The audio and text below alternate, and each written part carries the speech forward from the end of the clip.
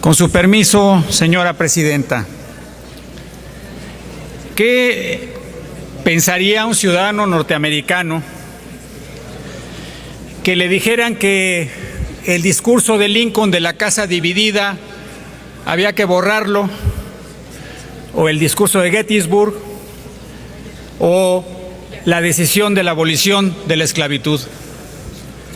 ¿Qué pensaría un demócrata mexicano que le dijeran que tenemos que olvidarnos de Madero y del libro de la sucesión presidencial? Lo que no podemos hacer en este Senado es desfigurar lo que fue Cárdenas, lo que hizo y dijo Cárdenas y lo que hoy significa. Por eso dedicaré mi intervención a escuchar el discurso del general Lázaro Cárdenas. Actitud asumida por los proponentes primeras, negándose a obedecer el mandato de la Justicia Nacional, que por conducto de la Suprema Corte las condenó en todas sus partes a pagar a sus obreros el monto de la demanda económica que las propias empresas llevaron ante los tribunales judiciales por inconformidad con las resoluciones de los tribunales del trabajo, impone al Ejecutivo de la Unión el deber de buscar en los recursos de nuestra legislación un remedio eficaz que evite definitivamente para el presente y para el futuro el que los fallos de la justicia se nulifiquen o pretendan nulificarse por la sola voluntad de las partes o de algunas de ellas mediante una simple declaratoria de insolvencia. Y en esta situación de suyo delicada, el poder público se vería asediado por los intereses sociales de la nación, que sería la más afectada, pues una producción insuficiente de combustibles para las diversas actividades del país, entre las cuales se encuentran algunas tan importantes como la de transportes, o una producción nula o simplemente encarecida por las dificultades, tendría que ocasionar en breve tiempo una situación de crisis incompatible no solo con nuestro progreso, sino con la paz misma de la nación. Paralizarían la vida bancaria, la vida comercial en muchísimos de sus principales aspectos. Las obras públicas que son de interés general se harían poco menos que imposibles y la existencia del propio gobierno se pondría en grave peligro, pues perdido el poder económico por parte del Estado, se perdería asimismo el poder político, produciéndose el caos. Es el interés social de la clase laborante en todas las industrias del país el que lo exige. Es el interés público de los mexicanos y aún de los extranjeros que viven en la República y que necesitan de la paz y la dinámica de los combustibles para el trabajo. Es la misma soberanía de la nación que quedaría expuesta a simples maniobras del capital extranjero, que olvidando que previamente se ha constituido en empresas mexicanas, bajo leyes mexicanas, pretende eludir los mandatos y las obligaciones que le imponen autoridades del propio país. Se ha dicho hasta el cansancio que la industria petrolera ha traído al país cuantiosos capitales para su fomento y desarrollo. Esta afirmación es exagerada. Las compañías petroleras han gozado durante muchos años, los más de su existencia, de grandes privilegios para su desarrollo y expansión, de franquicias aduanales, de exenciones fiscales y de prerrogativas innumerables, y cuyos factores de privilegio, unidos a la prodigiosa potencialidad de los mantos petrolíferos que la nación les concesionó, muchas veces contra su voluntad y contra el derecho público, significan casi la totalidad del verdadero capital de que se habla. Riqueza potencial de la nación, trabajo nativo pagado con exiguos salarios, exención de impuestos, privilegios económicos y tolerancia gubernamental son los factores del auge de la industria del petróleo en México. Pero para el progreso del país, para encontrar el equilibrio mediante una justa compensación del trabajo, para el fomento de la higiene en donde ellas mismas operan, o para salvar de la destrucción las cuantiosas riquezas que significan los gases naturales que están unidos con el petróleo en la naturaleza, no hay dinero, ni posibilidades económicas, ni voluntad para extraerlo del volumen mismo de sus ganancias. Es por lo tanto ineludible, como lógica consecuencia de este breve análisis, dictar una medida definitiva y legal para acabar con este estado de cosas permanente en que el país se debate, sintiendo frenado su progreso industrial por quienes tienen en sus manos el poder de todos los obstáculos y la fuerza dinámica de toda actividad, usando de ella no con miras altas y nobles, sino abusando frecuentemente de ese poderío económico hasta el grado de poner en riesgo la vida misma de la nación, que busque elevar a su pueblo mediante sus propias leyes, aprovechando sus propios recursos y dirigiendo libremente sus destinos. Planteada así la única solución que tiene este problema, pido a la nación entera un respaldo moral y material suficientes para llevar a cabo una resolución tan justificada, tan trascendente y tan indispensable.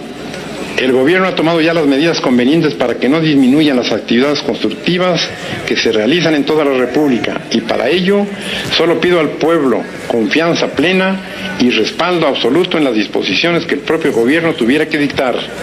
Es preciso que todos los sectores de la nación se revistan de un franco optimismo y que cada uno de los ciudadanos, ya en sus trabajos agrícolas, industriales, comerciales, de transportes, etcétera, desarrollen a partir de este momento una mayor actividad para crear nuevos recursos que vengan a revelar cómo el espíritu de nuestro pueblo es capaz de salvar la economía del país por el propio esfuerzo de los mexicanos. Al pueblo mexicano, ha pasado solo una semana de la expedición del decreto que expropió en favor de la nación los bienes que constituyen la industria petrolera del país, y ya vuelvo a tener el honor de dar cuenta al pueblo del proceso que se sigue para llevar a feliz término tan trascendente resolución, pues pueblo y gobierno sienten, el primero, la urgencia de conocer hasta el detalle las actividades emprendidas, y el segundo, para obtener el constante apoyo de la opinión nacional que lo estimule y lo aliente con el permanente esfuerzo que es menester desarrollar para tan patriótico empeño.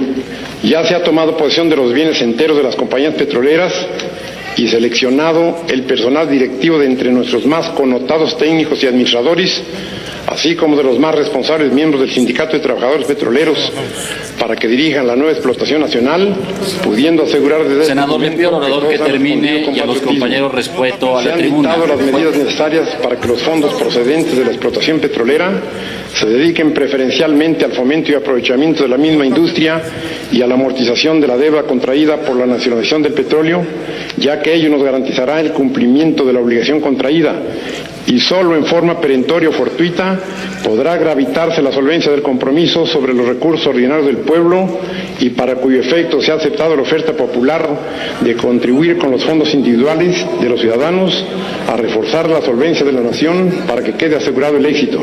Por fortuna, el pueblo de México comprendió inmediatamente los efectos saludables de la resolución del gobierno y externó su opinión en una forma plebiscitaria y entusiasta que no tiene precedentes en México. Las grandes manifestaciones de los estudiantes universitarios, de los obreros, de los campesinos, del ejército y del pueblo en general, verificadas unánimemente en toda la República, fueron por su número y entusiasmo de las que harán época en la vida cívica del país, y las jornadas que posteriormente se llevaron a cabo en esta capital, promovidas por la mujer mexicana, le pido al orador que termine su intervención, y a los compañeros que respeten la tribuna. Insólita del clero mexicano, que por primera vez en la historia del país se presentó sin egoísmos a contribuir en un hecho de esta naturaleza, pusieron de relieve las virtudes que privan en el pueblo y la circunstancia muy especial de que las clases más pobres de la nación y las laborantes de toda actividad productora, que fueron las que dieron las más fuertes notas de emotividad y de sacrificio en sus aportaciones, revelaron la unanimidad con que México está dispuesto a llevar hasta el fin este acto de emancipación definitiva de su economía interior, librándola de toda tutela extraña y de toda especulación egoísta que por muchos años se opuso a la evolución industrial de la nación mexicana, al mejoramiento de los trabajadores, no solo de la industria petrolera, sino de aquellas actividades que por necesidad de combustibles se sentían obstaculizadas para responder a las fuertes demandas del trabajo. Y finalmente, para librarse de una corruptela siempre en acecho de la ética gubernamental, que en ciertos momentos llegó a ser el argumento definitivo y el arma más eficaz de las empresas petroleras para favorecer su expansionismo y consolidar su situación. Los pueblos libres y los trabajadores de todo el mundo, señor presidente, saben que el día en que los magnates hablan de negación de justicia es porque ha cesado de imperar su influencia, establecido como y el imperio de la ley se abre paso para defender a los inermes y a los desheredados de toda garantía, después de grandes sacrificios, hasta que vino el periodo de la reforma, en que los legisladores mexicanos pudieron dar leyes y normas sociales a su país, sin tropezar ya con los obstáculos de las conciencias que oprimían los enemigos del progreso. Hoy solo tendremos necesidad de sacrificios económicos para poder entregar a nuestros descendientes una riqueza que, siendo de la nación originalmente, había pasado a manos extrañas por imprevisión de nuestra política interna, y que, siendo de una potencialidad extraordinaria, ha tratado de influir no en el adelanto y bienestar del pueblo como debiera, sino en conservar su atraso y su miseria. La conducta de las compañías y su rebeldía para obedecer la resolución de la Suprema Corte de Justicia hizo que el gobierno obrara radicalmente para acabar de raíz con una situación que venía lesionando los intereses de la nación. La expropiación fue en sí un acto de soberanía que tuvo el apoyo espontáneo de todo el pueblo. En esa ocasión se puso de manifiesto una vez más el fervor patrio que encierra el alma mexicana. Senador, le pido de favor que Con la expropiación nació la empresa organizada por el gobierno que controlaría íntegramente esta importante industria para desarrollarla en beneficio de toda la nación. Y fue con el apoyo unánime que el pueblo dio al acto de expropiación y con la reforma constitucional de 1939 que se menciona, que quedó oral y legalmente consolidada la nacionalización de la industria petrolera que en lo adelante dirigiría el Estado. Les agradezco que hayamos escuchado la voz del general Cárdenas. Gracias. Tiene el uso de la tribuna el senador. Ayúdale.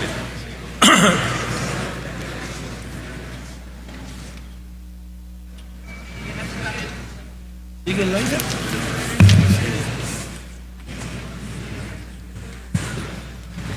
¿Dónde lo va a poner el aire? Pues aquí lo más alto posible. Ponte aquí la aire y te ayudamos. Sí, así me la paran, ¿no? No, sí, tú ahí, A subirla. Órale. Libre, Juanito. Solo 2 minutos. Uno para protestar por la intolerancia en el Senado. No sé quién da la orden, pero no nos permitían pasar una cartulina. Hemos sido respetuosos, yo les ofrecí, lo voy a usar en mis tiempos, no estoy interrumpiendo a nadie. Sin embargo, es un forcejeo descarado con los trabajadores que están en la puerta, que cumplen con su deber. Y ahora ya sabemos que tienen una instrucción de pasar a recoger su cheque, y esto me parecería muy grave por el solo hecho que nosotros hayamos logrado introducir estas mantas de manifestación. Espero que esto se corrija y que este Senado tenga una mayor apertura y respete la libertad de expresión, sea por escrito, sea en mantas, sea hablado. Solamente quiero agregar que mi voto es en contra por todas las razones que ya dije, pero también por algo que me parece muy grave, como lo denunció el senador Camacho hace unos días. Las transnacionales han operado los procesos electorales y el pasado proceso electoral de Peña Nieto no fue una excepción.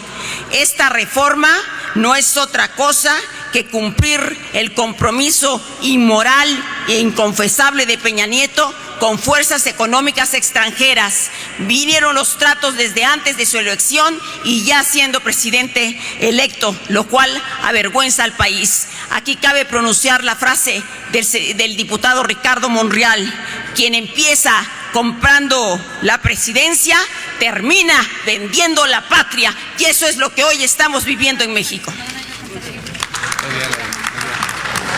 Mexicanos al grito de guerra, el acero apresta y el bridón, y retiembla en sus centros la tierra al sonoro rugir del cañón. Y retiembla en sus centros la tierra al sonoro rugir del cañón. Ciño patria, tus sienes de oliva, de la paz el arcángel divino, que en el cielo tu eterno destino por el dedo de Dios escribió. Mas si osare un extraño enemigo profanar con sus plantas tu suelo, pienso, patria querida, que el cielo un soldado en cada hijo te dio, un soldado en cada hijo te dio. Mexicanos al grito de guerra, el acero apresta y el bridón, y retiembla en sus centros la tierra al sonoro rugir del cañón. Y retiembla en sus centros la tierra al sonoro rugir del cañón. ¡Viva México! La patria es primero. Pemex no se vende. Senadora. Pemex se defiende.